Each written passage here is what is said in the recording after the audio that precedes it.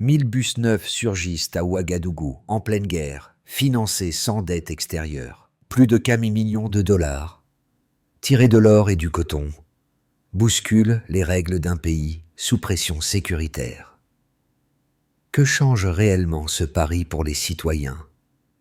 Et que révèle-t-il de la méthode d'Ibrahim Traoré? Un test de souveraineté à ciel ouvert. Cette analyse promet une lecture précise de ce que révèle le projet des 1000 bus, au-delà de l'effet d'annonce.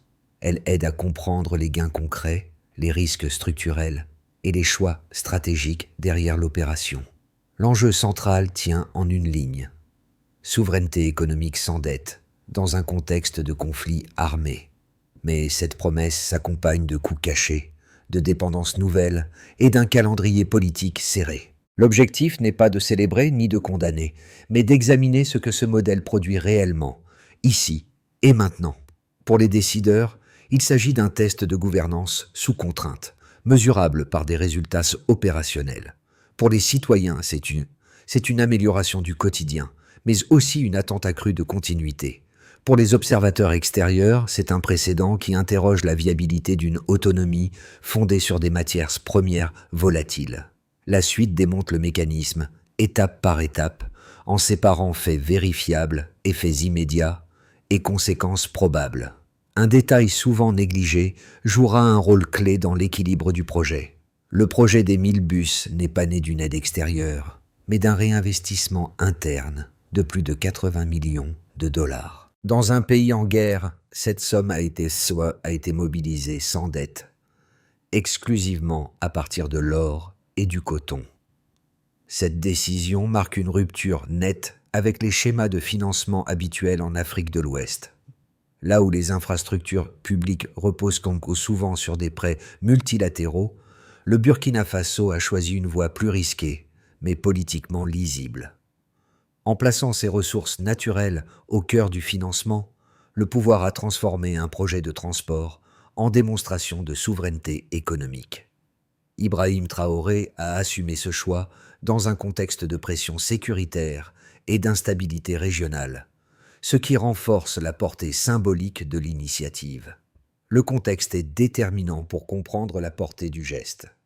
Depuis plusieurs années, le pays s'y fait face à des attaques armées, à des déplacements de population et à une contraction des marges budgétaires. Dans cet environnement, engager des dizaines de millions de dollars dans un projet urbain semblait, pour beaucoup, irréaliste.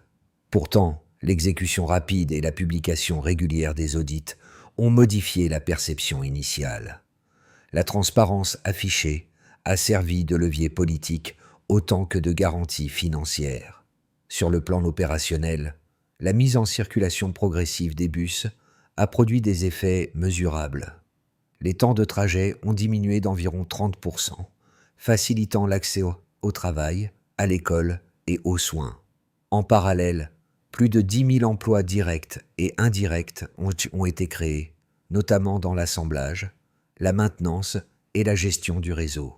Ces chiffres ne disent pas tout, mais ils installent un point de départ vérifiable. Ce mini-révélateur éclaire la logique du projet. Tester, à échelle réelle, la capacité d'un État à transformer ses ressources en services publics tangibles. La question n'est donc pas seulement de savoir si les bus roulent, mais si ce mécanisme peut tenir dans la durée, sous contrainte économique et sécuritaire. C'est cette interrogation qui guide la suite de l'analyse. Le projet prend forme dans des lieux précis, loin des discours officiels. À Ouagadougou, les anciens dépôts ont été réaménagés en ateliers fonctionnels, devenant le cœur opérationnel de l'initiative. C'est là que des jeunes, souvent sans qualification préalable, ont été formés en quelques mois au métier de l'assemblage, de la mécanique et de la maintenance. Ces espaces racontent une histoire différente, celle d'une montée en compétences accélérée, pensée comme un investissement humain autant qu'industriel. Les premiers effets ont été visibles rapidement. Les bus ont commencé à circuler sur des lignes identifiées, avec des horaires fixes, rompant avec l'irrégularité des minibus informels. Pour les usagers, le changement s'est traduit par une réduction tangible de l'incertitude quotidienne. Moins d'attente, moins de correspondance, improvisé et une meilleure lisibilité des trajets.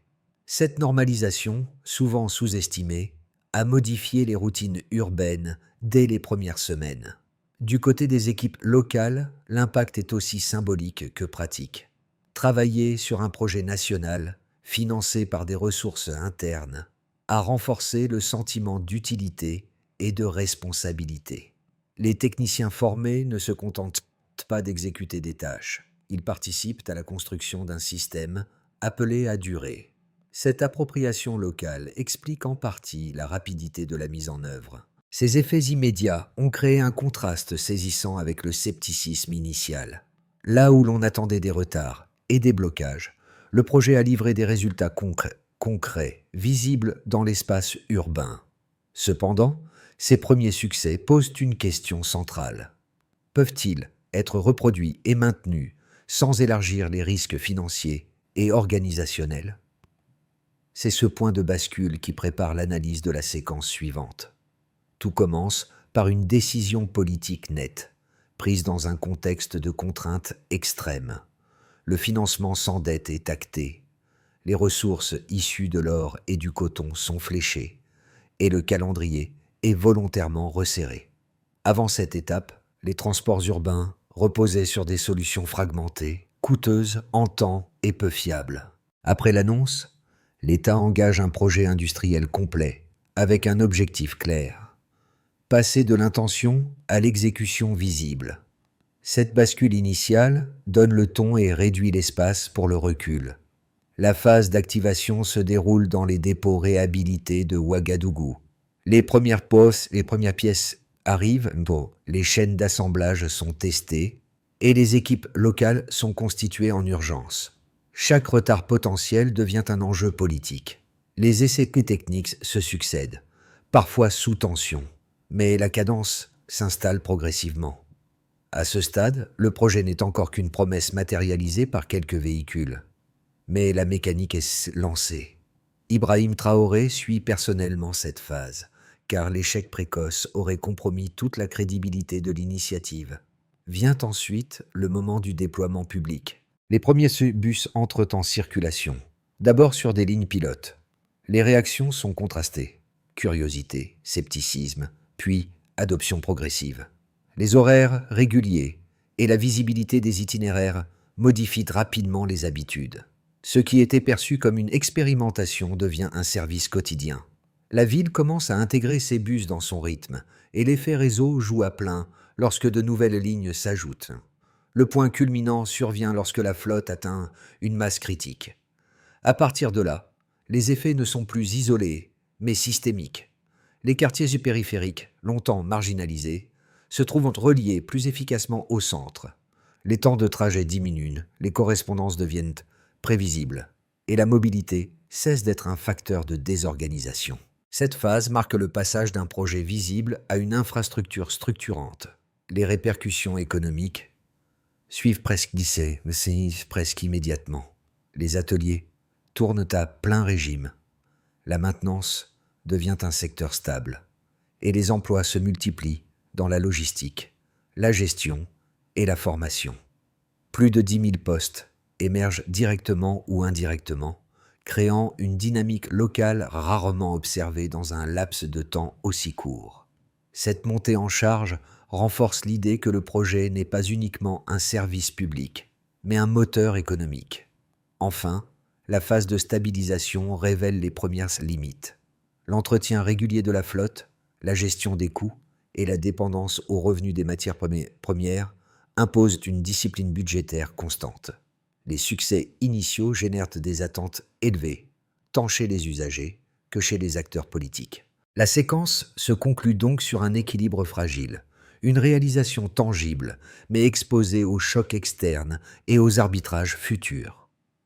La question n'est plus de savoir comment les bus ont été lancés, mais si cette dynamique peut être soutenue sans rupture. Avant le projet, la mobilité urbaine reposait sur des minibus irréguliers. Après, un réseau structuré de 1000 bus redéfinit les déplacements. Cette transition mesurable permet d'évaluer l'initiative sans se réfugier dans le symbole. 3 indicateurs suffisent pour juger l'ampleur du changement, à condition de les replacer dans leur contexte opérationnel et budgétaire. Le premier indicateur concerne le financement.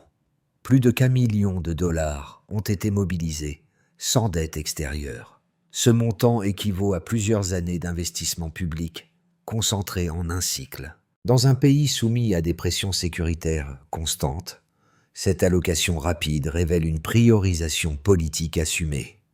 Le choix que de financer par l'or et le coton réduit la dépendance aux créanciers, mais expose mécaniquement aux variations de prix.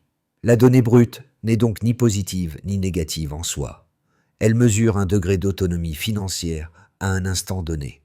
Sous l'impulsion d'Ibrahim Traoré, ce chiffre a servi de signal politique autant que de contrainte de gestion. Le deuxième indicateur porte sur l'efficacité du service rendu. Les temps de trajet à Ouagadougou ont diminué d'environ 30%. Cette baisse libère du temps quotidien, directement réinvesti dans travail et services. Concrètement, cette réduction modifie la productivité urbaine sans nécessité d'expansion territoriale. Les travailleurs arrivent plus régulièrement. Les élèves accèdent plus facilement aux établissements et les services de santé deviennent moins contraignants à atteindre. L'impact n'est pas spectaculaire en apparence, mais il s'accumule jour après jour, créant un gain collectif difficile à obtenir par d'autres leviers à court terme. Le troisième indicateur concerne l'emploi. Plus de 10 000 postes directs et indirects ont été créés. Ces emplois structurent une chaîne locale, de l'assemblage à la maintenance durable. La donnée est significative, car elle dépasse le simple chantier temporaire. Les ateliers, les équipes de maintenance et la gestion du réseau constituent une base industrielle légère mais pérenne. Cette montée en compétences locales réduit progressivement les coûts d'exploitation et limite la dépendance aux prestataires étrangers. Elle transforme un projet de transport en socle de savoir-faire technique. Pris ensemble, ces chiffres dessinent une trajectoire cohérente. Le financement sans dette établit le cadre, l'amélioration de la mobilité valide, l'utilité sociale, et la création d'emplois soutient l'économie locale. Aucun indicateur, isolément, ne garantit la réussite à long terme. En revanche, leur convergence suggère que le projet a dépassé le stade expérimental. La limite principale reste la sensibilité au choc externe. Une baisse prolongée des revenus issus de l'or ou du coton fragiliserait l'équilibre financier. Les chiffres actuels ne prédisent pas l'avenir, mais ils fixent un point de référence clair. Ils permettent de suivre l'évolution du modèle sans extrapolation excessive. Ainsi, la preuve quantitative ne conclut pas le débat, mais elle l'encadre. Elle montre ce qui a déjà changé, ce qui fonctionne, et ce qui devra être ajusté pour durer. Cette base factuelle prépare l'examen des critiques les plus solides, celles qui reconnaissent ces résultats tout en questionnant leur soutenabilité. Les critiques les plus solides du projet ne portent pas sur son exécution initiale, mais sur sa vulnérabilité structurelle. Leur premier argument concerne la dépendance à 2 matières premières volatiles. Financer un service public majeur par l'or et le coton expose mécaniquement le budget aux fluctuations des marchés mondiaux.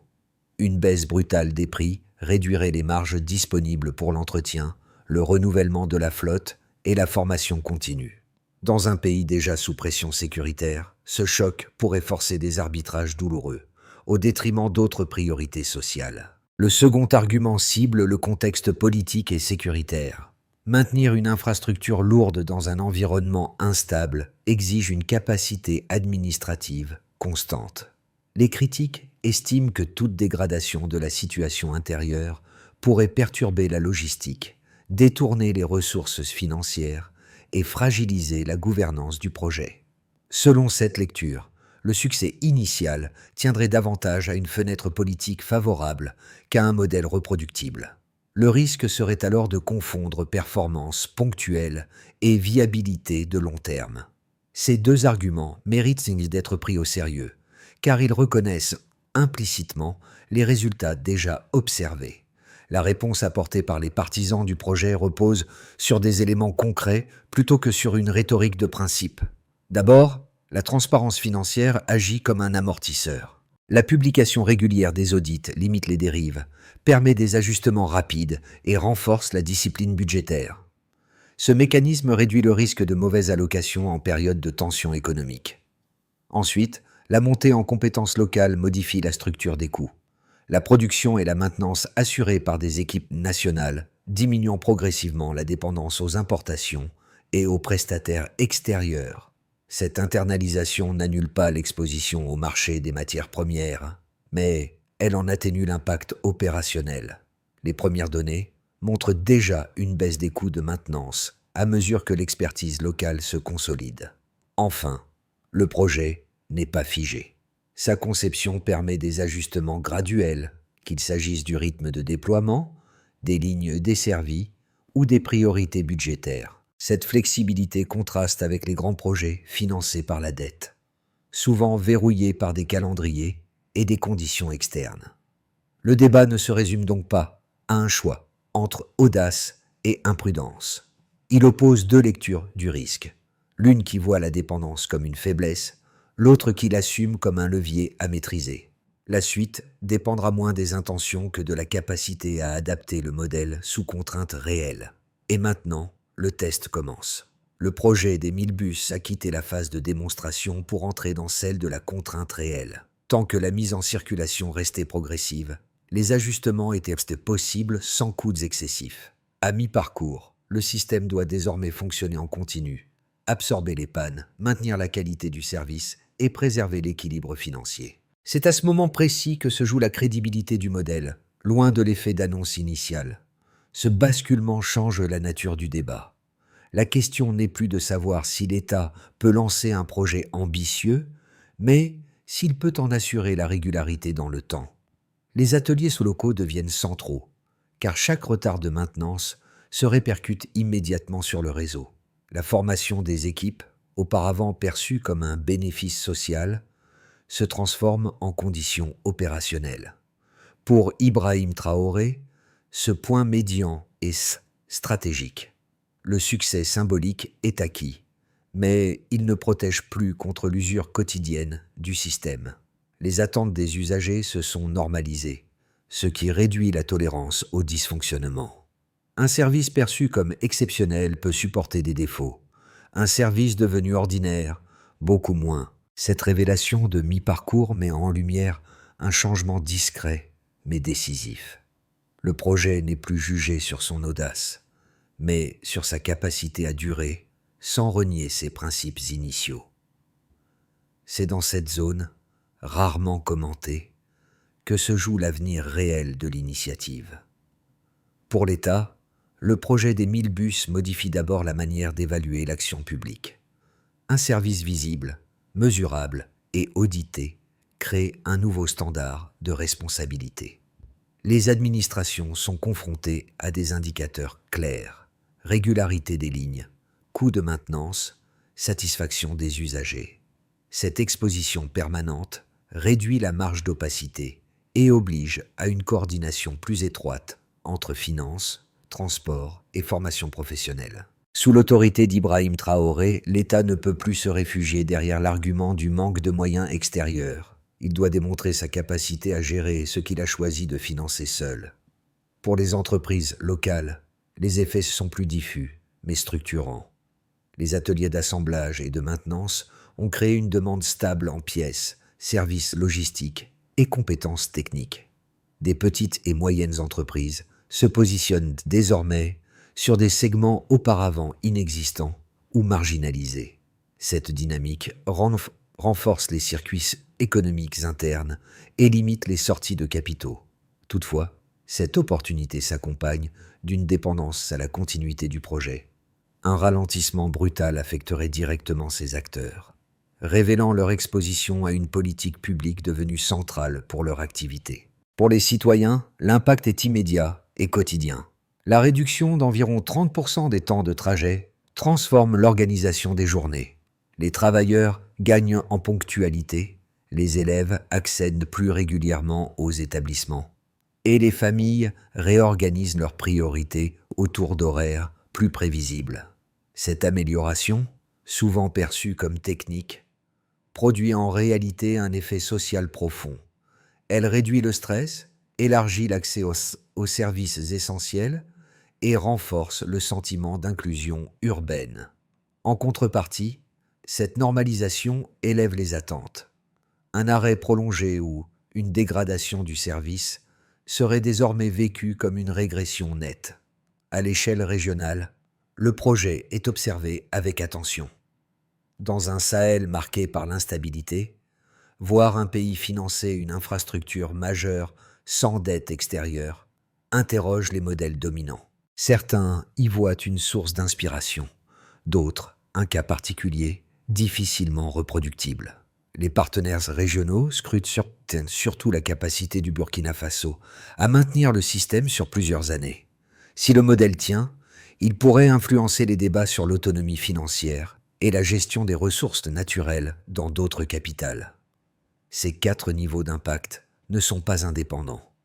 Une fragilisation budgétaire toucherait l'État, rejaillirait sur les entreprises, affecterait les citoyens et affaiblirait la portée régionale du projet. À l'inverse, une gestion rigoureuse renforcerait l'ensemble du dispositif.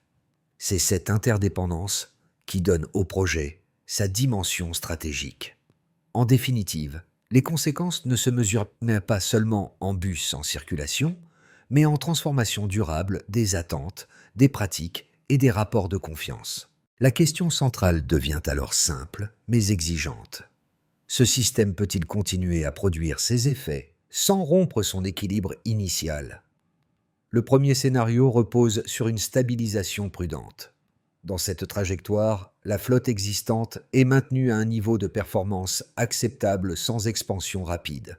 Les revenus issus de l'or et du coton restent suffisamment stables pour couvrir l'entretien, tandis que les recettes du transport contribuent à lisser les coûts. Les ajustements se font à la marge: optimisation des lignes, rationalisation des horaires et renforcement progressif des équipes techniques. L'impact reste concentré sur Ouagadougou, mais la fiabilité du service consolide la confiance des usagers. Ce scénario privilégie la continuité et limite l'exposition aux chocs externes, au prix d'une ambition territoriale contenue. Le deuxième scénario envisage une expansion maîtrisée. Si les conditions économiques de Medellín demeurent favorables et que la stabilité politique se maintient, le modèle pourrait être étendu à d'autres villes. Cette option implique l'ouverture de nouveaux ateliers, l'élargissement des programmes de formation et une montée en charge progressive de la production locale. L'effet multiplicateur serait significatif: davantage d'emplois, une diffusion des compétences et une amélioration de la mobilité au-delà de la capitale. Toutefois, cette trajectoire accroît la dépendance aux ressources naturelles et exige une gouvernance encore plus rigoureuse. Le succès dépendrait alors de la capacité à synchroniser croissance opérationnelle et discipline budgétaire.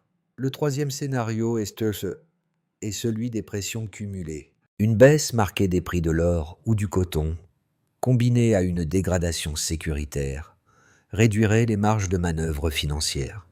Les coûts d'entretien augmenteraient, certaines lignes pourraient être suspendues et les investissements dans la formation seraient ralentis. Cette situation alimenterait les critiques sur la fragilité du modèle et pourrait éroder la confiance des usagers. Le projet survivrait, mais sous une forme réduite, recentrée sur les priorités les plus urgentes. Le risque principal serait alors la perte de l'élan initial et la difficulté à revenir à une trajectoire ascendante. Ces 3 scénarios ne sont pas exclusifs. Des éléments de chacun peuvent coexister selon les décisions prises et les aléas externes. Le point commun reste la nécessité d'anticiper, plutôt que de réagir. La question stratégique n'est pas de choisir un avenir figé, mais de préparer des réponses adaptées à chaque configuration possible. Dans cette perspective, le projet sert autant de service public que de laboratoire de gestion sous contrainte. Sa valeur se mesurera à la capacité des acteurs à ajuster le cap sans renoncer aux principes initiaux. C'est cette aptitude à naviguer entre ambition et prudence qui déterminera la trajectoire réelle des prochains mois. Pour les usagers quotidiens, le projet redéfinit d'abord la relation au temps. Des trajets plus prévisibles permettent d'organiser la journée avec moins d'incertitude. Cette régularité, souvent invisible dans les bilans officiels, modifie pourtant les comportements. Choix d'un emploi plus éloigné, accès facilité aux établissements scolaires, meilleure continuité des soins. Le transport cesse d'être un obstacle permanent et devient un outil d'arbitrage dans la vie quotidienne. Pour les jeunes formés dans les ateliers, l'effet est d'une autre nature. L'acquisition de compétences techniques crée une passerelle vers l'économie formelle, dans un contexte où les débouchés sont limités. Ces formations ne garantissent pas toutes un emploi à long terme, mais elles élargissent le champ des possibles. Elles installent aussi une culture professionnelle fondée sur la maintenance, la qualité et la responsabilité collective, éléments rarement valorisés dans des projets perçus comme temporaires. Pour les familles, l'impact est plus diffus, mais tout aussi réel. La réduction des retards et des déplacements imprévisibles libère du temps domestique. Les journées sont moins fragmentées, les contraintes mieux anticipées. Cette amélioration contribue à réduire la fatigue et le stress liés à la mobilité, sans nécessité de dépenses supplémentaires. Elle agit comme un gain silencieux, accumulé sur la durée. Enfin, pour ceux qui observent, sans utiliser directement le service, le projet influence les attentes vis-à-vis de l'action publique. Voir une infrastructure fonctionner de manière visible et régulière crée un point de comparaison. Les citoyens deviennent plus attentifs à la qualité des services et plus exigeants quant à leur continuité. Cette évolution du regard est un effet indirect, mais potentiellement durable. Ces changements ne sont ni spectaculaires, ni uniformes. Ils s'installent progressivement, au rythme de l'usage. Leur force réside dans leur caractère cumulatif. Chaque amélioration isolée paraît modeste, mais l'ensemble transforme la perception du possible. C'est dans cette transformation discrète que se mesure l'impact réel du projet sur le public. La première étape consiste à verrouiller la transparence financière dans la durée. La publication régulière des audits, déjà engagés, doit devenir un mécanisme permanent, avec des échéances fixes et des indicateurs comparables dans le temps. Cette visibilité permet d'anticiper les tensions budgétaires et de corriger rapidement les dérives. Sous l'autorité d'Ibrahim Traoré, cette discipline n'est pas seulement un gage de crédibilité politique, mais un outil de pilotage concret. La deuxième étape vise la consolidation des compétences locales. Les formations initiales doivent être complétées par des cycles continus, adaptés à l'usure réelle des véhicules et aux évolutions techniques. L'objectif est clair: réduire progressivement les coûts de maintenance en internalisant le maximum de savoir-faire. Cette professionnalisation transforme les ateliers en centres de compétences durables, capables d'absorber les pics d'activité sans dépendre d'interventions externes. La troisième étape porte sur la diversification des sources de financement. Sans remettre en cause le rôle central de l'or et du coton, il s'agit d'adosser le projet à d'autres revenus plus stables. Les recettes du transport, les partenariats locaux et certains secteurs émergents peuvent jouer un rôle d'amortisseur. Cette diversification n'élimine pas le risque, mais elle en répartit l'impact et renforce la résilience globale du système. La quatrième étape concerne l'ajustement progressif du réseau. Plutôt qu'une expansion rapide, la priorité doit aller à l'optimisation des lignes existantes, fondées sur les usages réels. Des consultations régulières avec les usagers permettent d'adapter horaires et itinéraires, tout en maintenant l'équilibre financier. Cette approche incrémentale limite les erreurs coûteuses. Enfin, la cinquième étape repose sur l'institutionnalisation du projet. Le faire passer d'une initiative politique forte à une politique publique stabilisée réduit sa dépendance au cycle de pouvoir. Cette transition conditionne la capacité du modèle à durer au-delà de l'élan initial. Cette feuille de route ne garantit pas le succès, mais elle trace un chemin mesurable. Elle transforme une expérience audacieuse en processus gouvernable. La question demeure ouverte. Ces étapes seront-elles suivies avec la même rigueur que celle affichée au lancement? Dans l'atelier de Ouagadougou, un geste revient chaque jour. Ajuster une pièce, vérifier un circuit, lancer un test. Ce geste, répété et discret, résume mieux que les discours la portée du projet. Il relie une décision nationale à une action concrète, visible, mesurable. C'est là que l'ambition prend corps, loin des annonces. Ce rappel ramène au point de départ. Les bus ne sont pas seulement des véhicules en circulation. Ils sont le produit d'une chaîne locale qui apprend, corrige et s'améliore. Chaque réparation réussie prolonge la promesse initiale. Chaque panne mal gérée la fragilise. Cette tension permanente donne sa valeur réelle à l'expérience. Pour Ibrahim Traoré, l'enjeu dépasse le symbole. Le projet l'engage sur la durée. Dans un registre moins spectaculaire, mais plus exigeant, celui de la continuité. La souveraineté ne se proclame pas une fois. Elle se vérifie dans la capacité à maintenir un service quand l'attention médiatique retombe.